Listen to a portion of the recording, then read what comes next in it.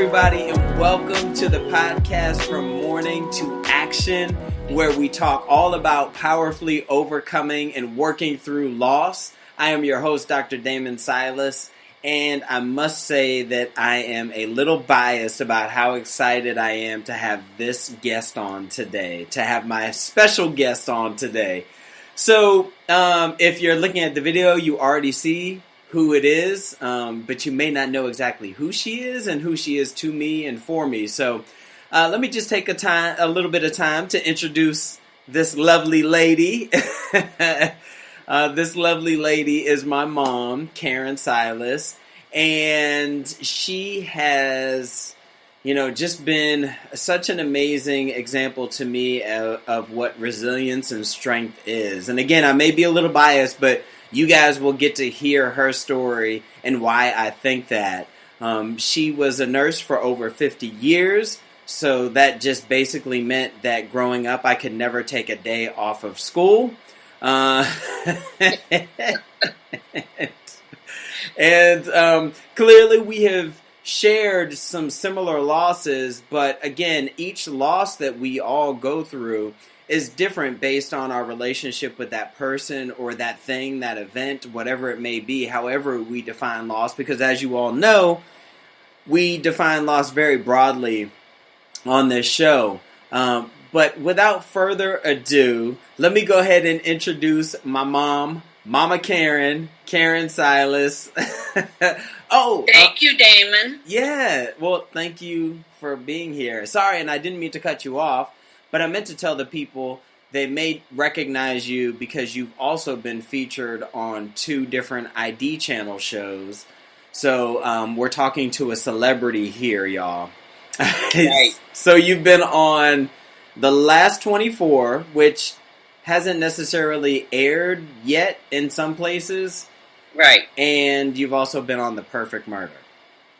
Yes. Okay, got it. Well, yeah, so, Mom, go ahead and say hello to the people. Hello to the people.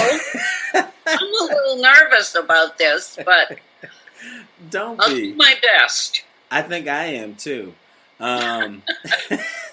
Yes, because I will critique you. I know you will. That's why I'm a little scared, y'all. See what she does? She brings me right back to my childhood. No, but no, for real. So thank you so much for being a part of this show. Thank you. You're welcome. It's important.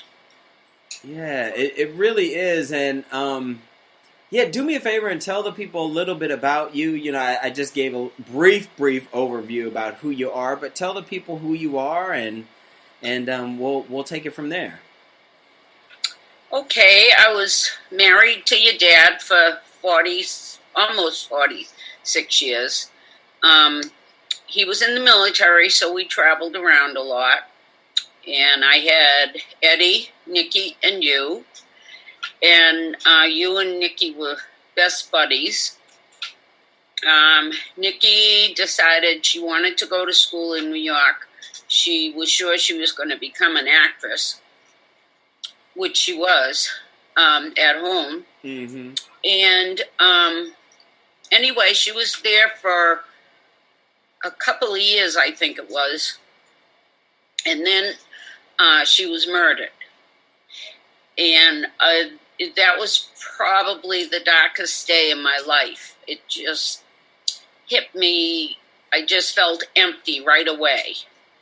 And it took a long time to get through it.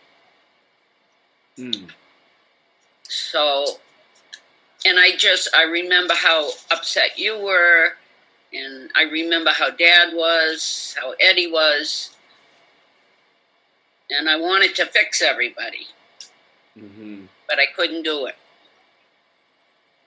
Yeah, well, and thank you for even sharing that. And you bring up a good point because with myself and when she says Eddie, that's my older brother. There's a 5-year difference between me and him. There's a 3-year difference between me and Nikki.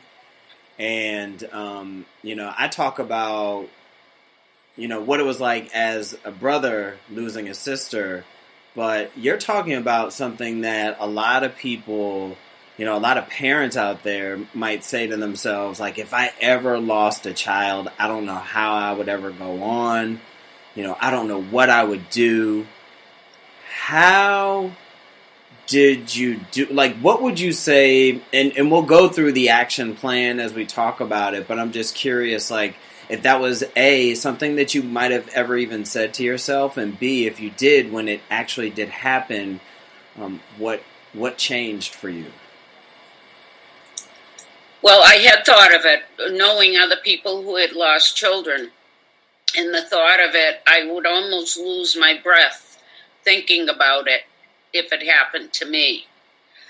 And I've always been a positive person, and I have deep faith. And when it happened, I was in a fog for a while. Mm-hmm. But the things I did, I had already made up my mind I was going to live. I was not going to let this destroy me. And so I chose to do a lot of things to help myself to get through this. Mm. Well, let's talk about some of those things. And, as we look at the action plan, I'm going to start with even the positive affirmations that you might have said to yourself. You did say that you said, I'm not going to let this destroy me. Was there anything else that you would say to yourself just to get you through each day, each moment, each second? Well, one thing that was really important was I knew you and Eddie needed me, and I just could not let you two down. It was important for me to keep you two going. I tried to help Dad, but he just went angry, depressed, didn't like to do anything. It's like he stopped living. And I chose to live. Mm.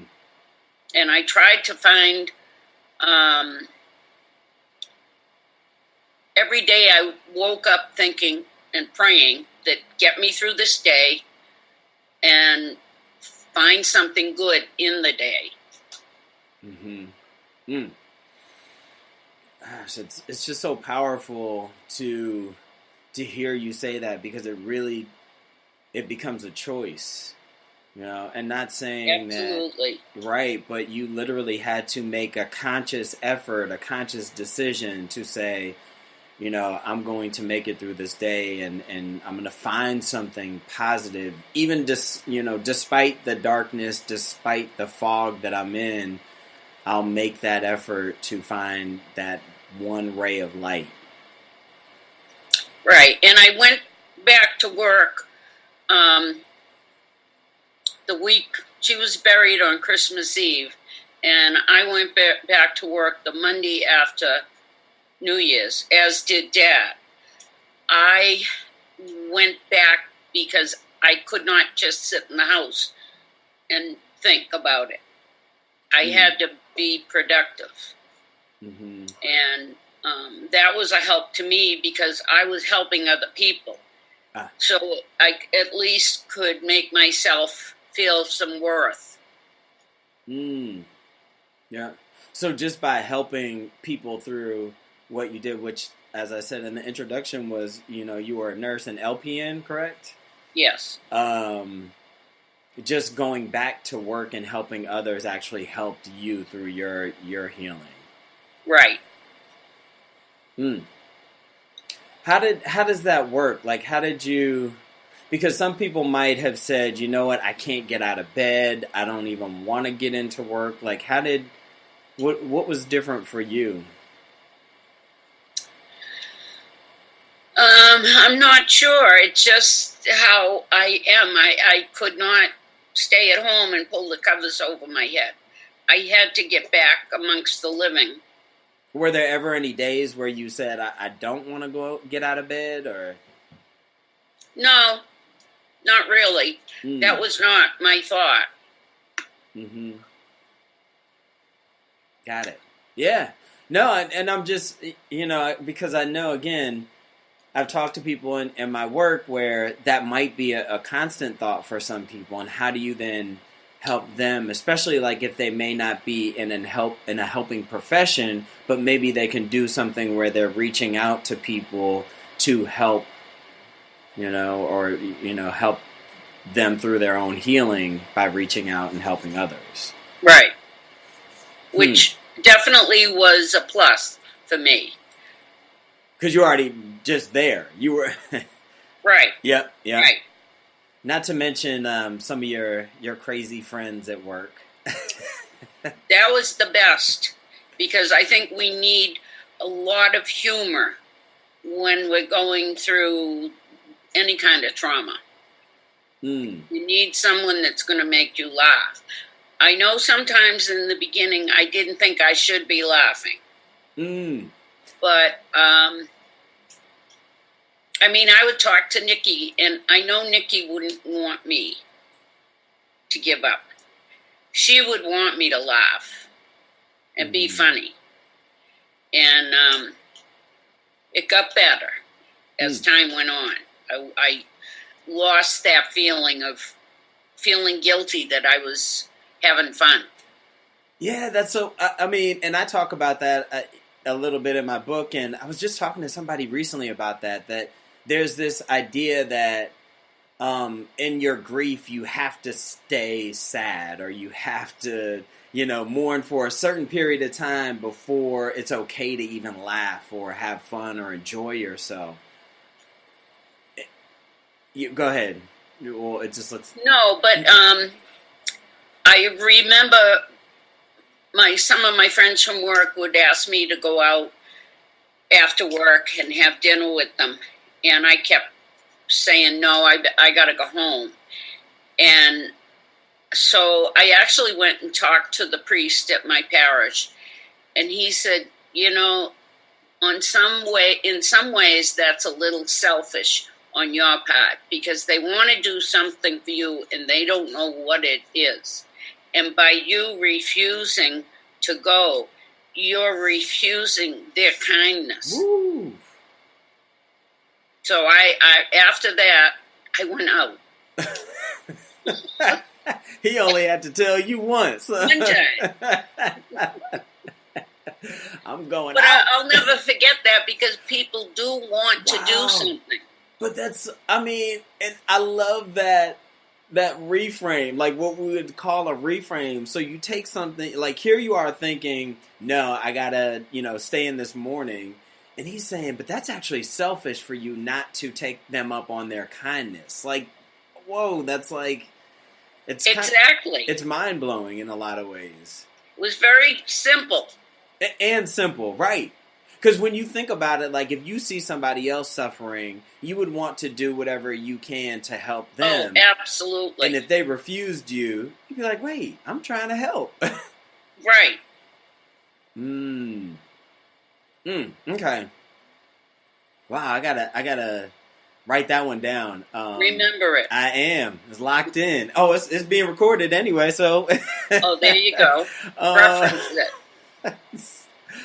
So, all right. All right. I'm going to go to the C, which is the creative part, and just, tapping into the creative side of yourself to help you work through, your loss, your grieving process, your mourning. Tell me what that has looked like for you. And yeah, I'll leave it at that for now. Well, one of the first things I did, I decided to take some painting classes. And I did that for probably 6 months. Mm-hmm. And I think it was once or twice a week. I don't remember now, but I've continued to paint, and I love to paint. It's a very calming, it's an outlet. And then I took a class in crafts, making wreaths, flower arrangements, and that was another peaceful